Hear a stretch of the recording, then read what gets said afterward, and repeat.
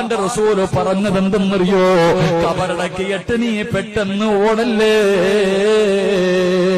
വാപ്പയുടെയും ഉമ്മയുടെയും ജനാസ ഇറക്കി വെച്ചിട്ട്, മാതാപിതാക്കളുടെ ജനാസ കബറിന്റെ അകത്ത് ഇറക്കി വെച്ചിട്ട്, എടാ പോകണ്ടവരൊക്കെ പോകട്ടെ, നീ ഒരു 40 ആയത്തോതുന്ന സമയം ഒരു 5 മിനിറ്റെങ്കിലും ആ കബറിന്റെ ചാരത്ത് നിൽക്കണേ എന്ന് നബി മുഹമ്മദ് മുസ്തഫ സല്ലല്ലാഹു അലൈഹി വസല്ലമ തങ്ങൾ പറയുകയാ.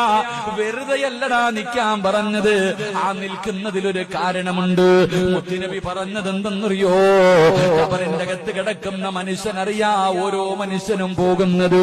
എന്റെ ആത്മാർത്ഥ സുഹൃത്ത് പോയല്ലോ, എന്റെ കൂടപ്പിറപ്പ് പോയല്ലോ, എന്റെ കൂട്ടുകാര് പോയല്ലോ, എന്റെ സഹോദരങ്ങൾ പോയല്ലോ. സ്വന്തം മക്കളാണ് ഒന്നാമതോടുന്നത്.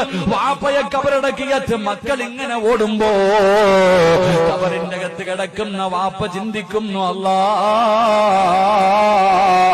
എന്റെ മോൻ എന്നെ ഇത്രയും പെട്ടെന്ന് മറന്നുപോയോ അല്ലാ, ഇത്രയും പെട്ടെന്ന് എന്റെ പൊന്നുമോൻ എന്നെ അങ്ങ് മറന്നുപോയോ അല്ലാ. മോനെ കബറിന്റെ ചാരത്ത് നിന്നാ ഉമ്മ ചിന്തിക്കുന്നത് എന്തെന്നറിയോ?